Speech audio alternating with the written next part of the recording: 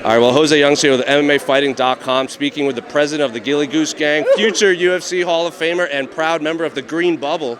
That was what we talked about last time. Now, Dustin, the last time we talked to you here at the Galaxy Space, you were promoting the rings, the watch. You were really excited about all that. Is there anything new in the Samsung universe that fans can expect that you're here to promote?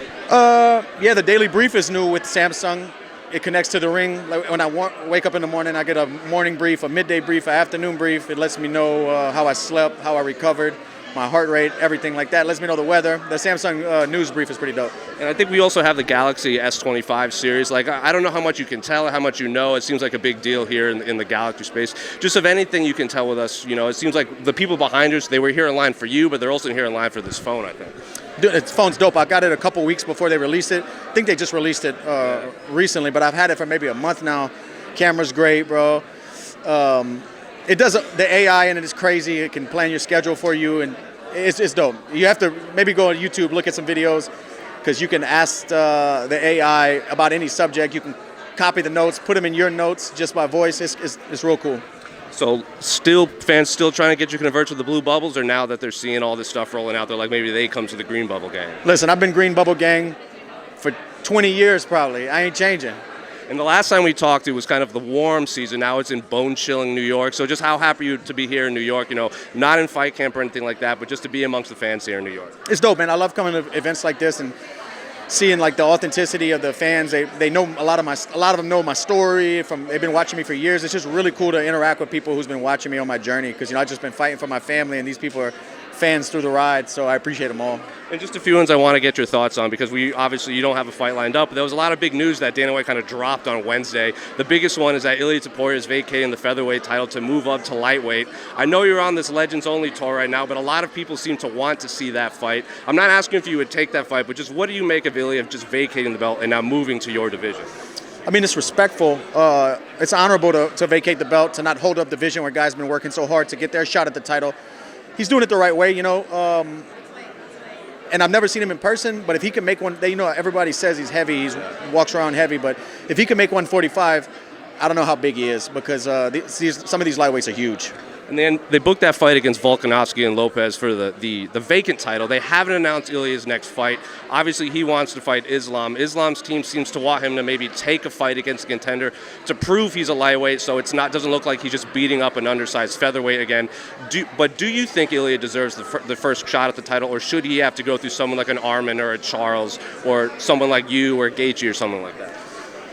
That's tough to say, especially like with all the contenders, how the lightweight division's been over the last few years. But with a guy like him, vacating the belt and moving up, finishing Max Holloway the way he did, I would give him a crack at the lightweight title right off the bat. And obviously, another big fight on that Miami card, the one that you fought on last year. Your buddy Michael Chandler fighting Paddy Pimblett. Now, I know you tweeted, put all your money, hammer down on Michael Chandler. Is that just because you spent time with him and you just think he's a better fighter than Paddy? Why do you say, hammer down that money on Michael Chandler? I don't know, for some reason, I just have a feeling he's going to finish Paddy. And like you said, I enjoy watching him fight.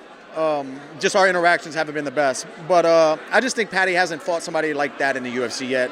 The power, the grit, but also just the resume of Chandler. He's fought the best of the best for a long time, multiple-time world champion. It's just a huge step up for Paddy, I think, but we'll see. And we've seen you, you've tweeted the phrase loading. I was hearing you interact with some of the fans, so I'm not going to say what you were saying, but there's this rumor of this big card in July that's coming. I don't know if you can shed any light on that, or there's also a rumored location that I don't want to drop on here, but I'll drop it. Okay.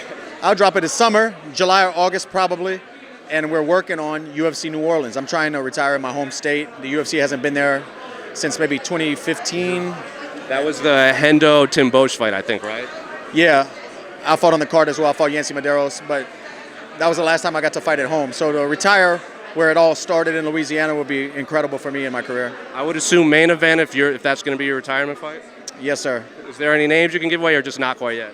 Not quite yet. Still working on a couple things. And I do want to get your thoughts. I want to end this quickly, because I know you got a lot of fans here who want to talk to you. But that tweet that Israel Adesanya put out there, I just want to get your thoughts on it. Where someone tweeted you might not have won the title, but of everything you've done. And he tweeted he views that fight against Kelvin Gastelum as him winning the undisputed title, and that was his first title win. And he said that no matter what, whether it's interim or undisputed, you were the champion at that time. And he said, hold your head up and keep striving on. Just What does words like that mean from someone of just not just Israel Adesanya's stature, but just a guy who went through the same thing you did, interim title, and he views that as the undisputed belt? You know, my wife tells me I'm a world champion, and I feel like a world champion. In that moment, I beat a guy who was the current featherweight champion of the world. You know, he was still the featherweight champion when we fought for the interim belt. And it is what it is. I have a gold belt at home that says UFC World Champion on it, and fans can have their opinions and do whatever they say, whatever they want. But I worked my ass off for 18 years to reach that night, you know, and I've tried to make it to the pinnacle time and time again. This is a rough game, but it is what it is. I'm a world champion. Yeah, you are. And I greatly appreciate the time. Stay hydrated. Good luck with it. Key in life, stay hydrated, and always be silly and jump to Gilly. Appreciate you, man. Yes, sir.